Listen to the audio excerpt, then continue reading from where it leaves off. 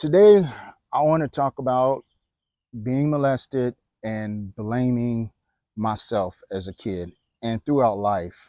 I actually thought it was my fault. Loving me unconditionally.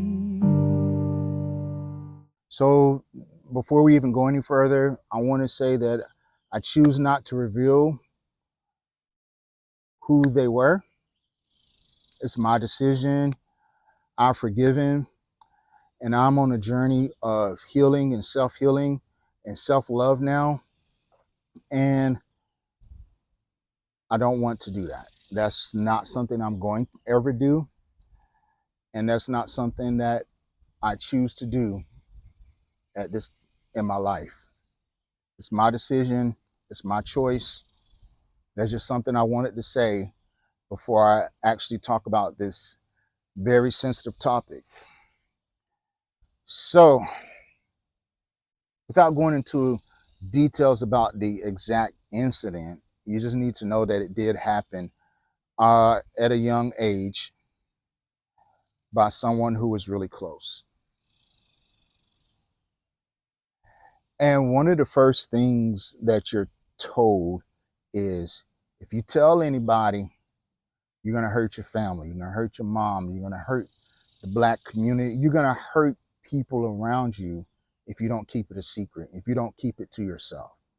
You're going to bring so much shame to the family, so much shame to yourself.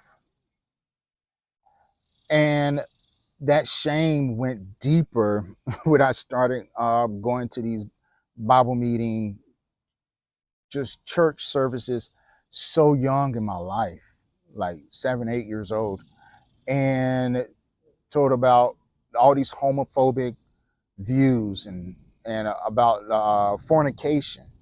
Fornication was big. It was taught so much about you fornicating. You're going to be like the people in the book of Revelation. They're going to be gnashing of teeth, and you're going to spend your rest of your life in the lake of fire and hell, and demons are going to come out every day and punish you. They're going to mess with your body parts every single day. You're going to feel the pain. You're going to feel the suffering. And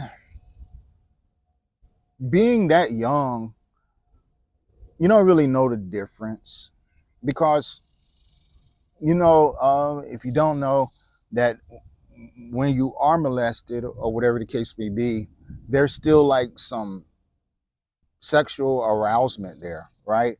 It feels good to you, your body, because you're sexually aroused, you're introduced to something at such a young age. Even your mind is not even developed yet. Sex shouldn't even be a thing on your mind or in your life, introduced to your life too much later. But you're 7, you're 8, you're really, really young, and this is being introduced into you. And I try to go back, and I don't ever remember the conversations being had, that if somebody touches you inappropriately, if you feel uncomfortable, come talk to me. And I never felt that safe space to just talk about certain things. It was just never brought up.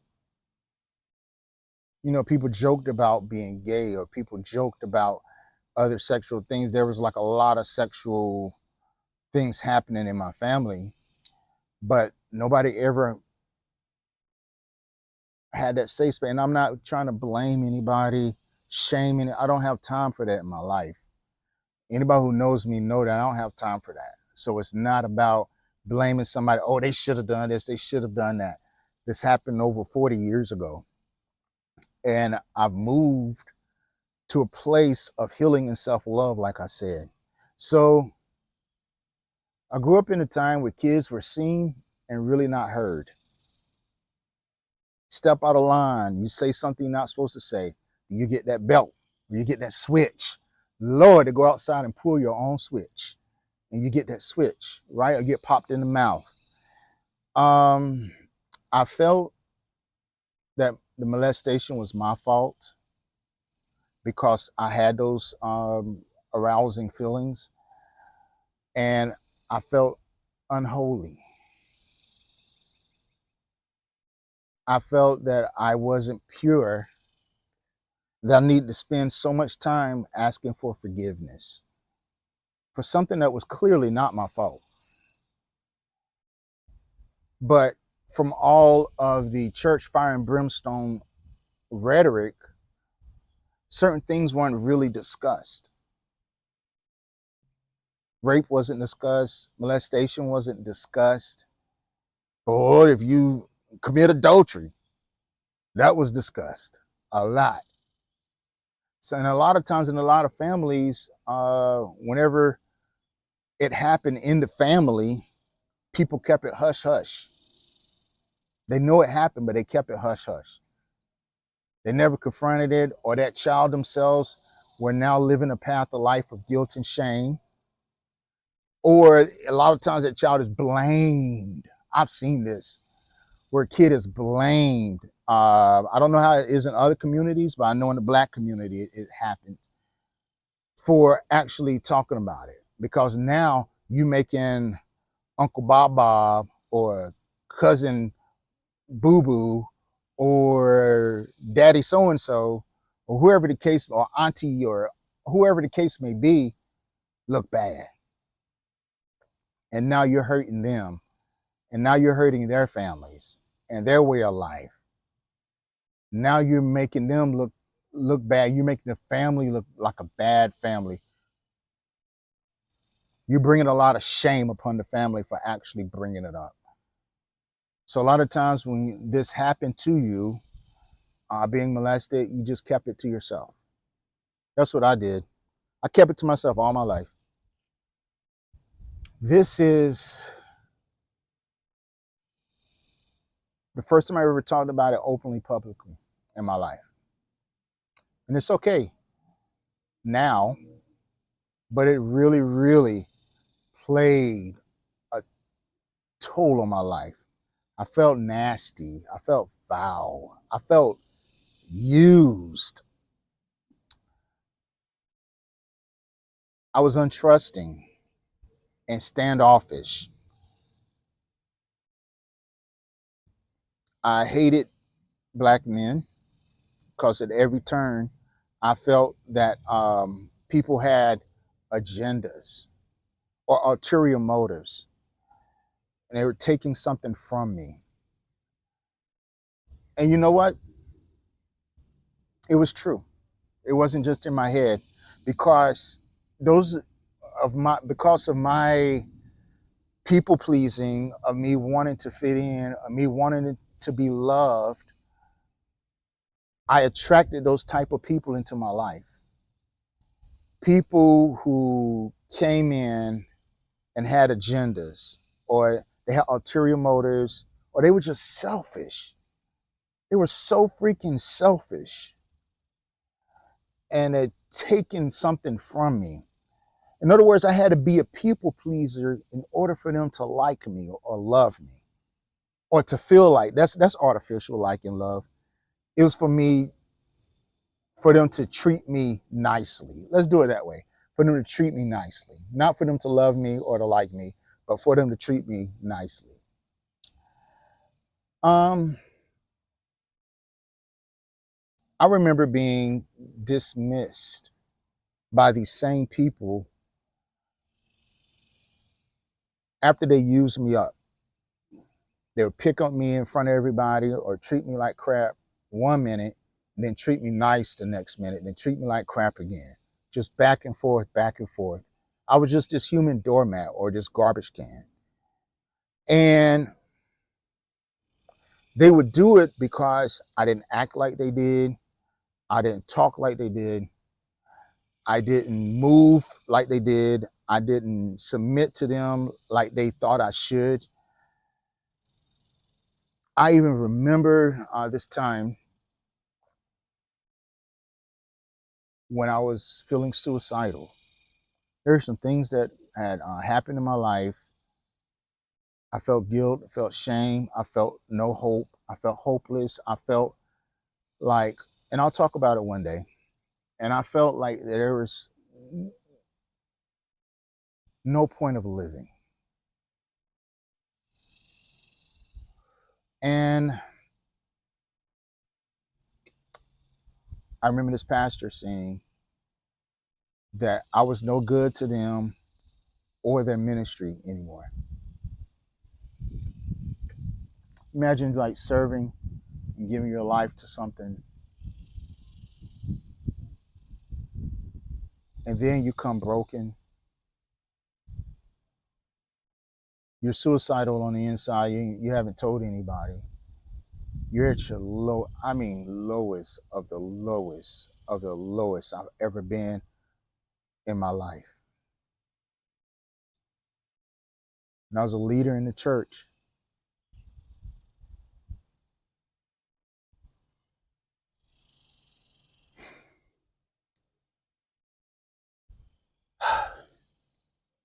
And to be told that you're no more good to them or the ministry,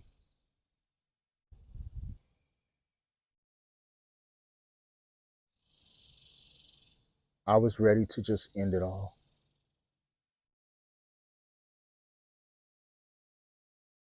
Because now, when you think that you're loved, finally, when you go through life and you're just so broken and shattered, and you're just supposed to put on this front of joy and in front of everybody. And you think you're doing the right thing, and you finally found your place. You finally found your tribe or your people. Although on the inside, I knew I was different. But you worked so hard just to be accepted and just to be loved, and to be told that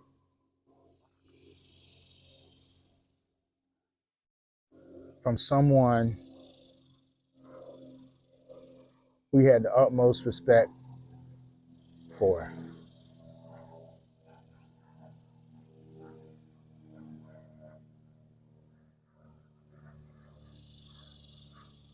That just crushed me. That's when I up and left. It's like I'm no good to nobody in this world.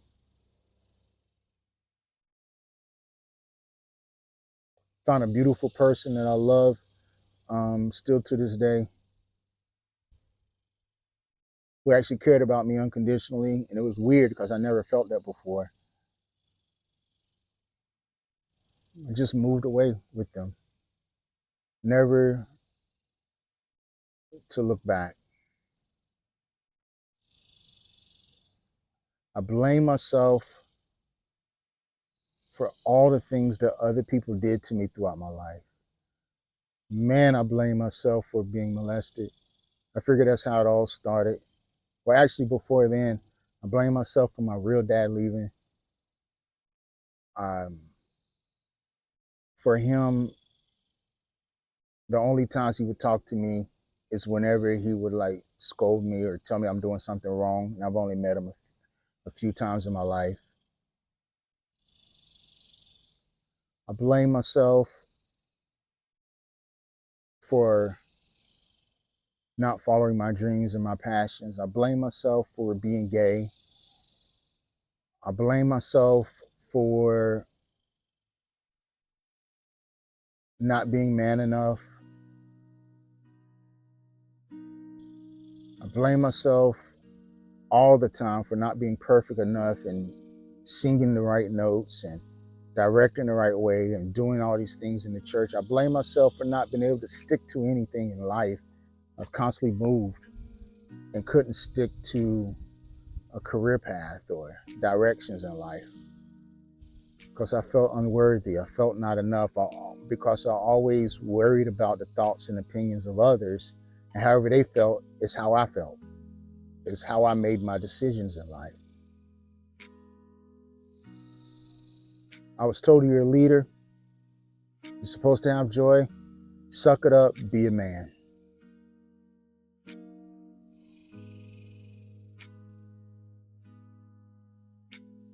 So today, as you can see, I'm still healing. It's still a process. And I can smile about it because I am becoming. Every day I am becoming stronger.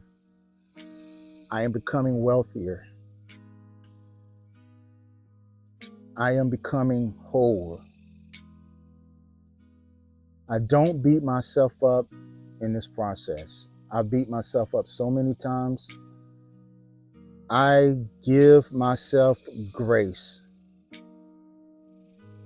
and say it's okay to be human.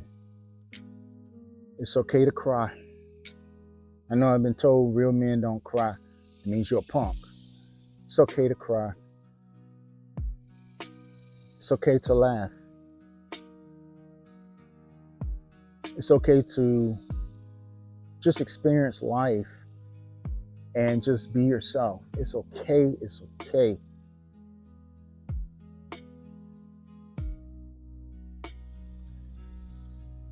I would constantly get depressed over being depressed. Like, man, I'm depressed again. And the cycle. Depressed over being sad. It's the same thing. Depressed over being depressed, right?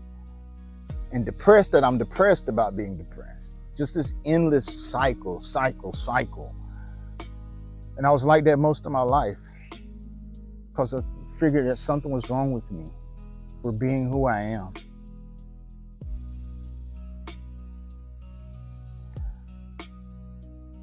I have nothing to prove to anybody else in this world.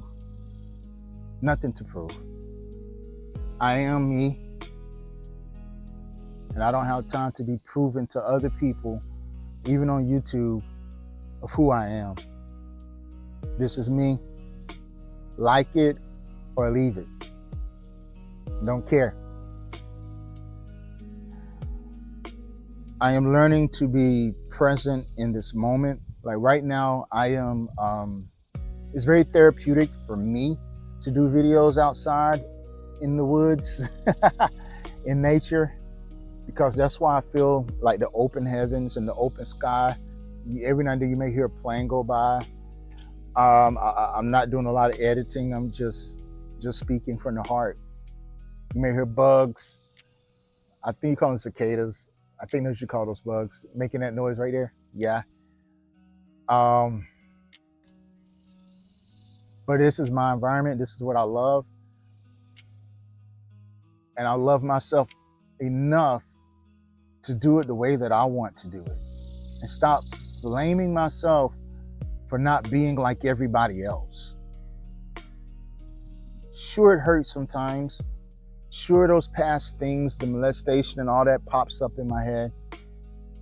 But I'm becoming each and every day. I twist the situation. I used to always talk about how it made me so weak. But it's an awful thing that happened.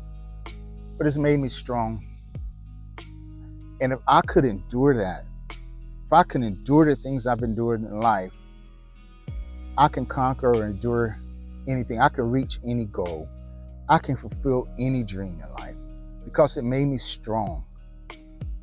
All the time I said it made me weak, but I'm still here, so it made me strong.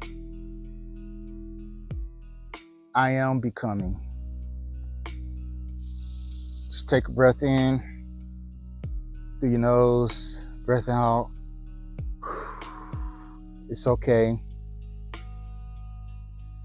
We're on this journey of life together. We're on this journey of life to love, to live, to laugh. Love yourself unconditionally. I'm telling you, I am day by day, week by week. I'm learning more and more to love myself unconditionally. You can like this video, subscribe, plenty more to go. Let's take this 30-day journey challenge together. My name is J Love. I love you. There's nothing you can do about it. Have a wonderful day. Loving me unconditionally, loving me unconditionally. Through the fire, through the storm, I found the truth inside of me. Loving me unconditionally, loving me unconditionally. No more shame, no more fear, I'm exactly who I'm meant to be.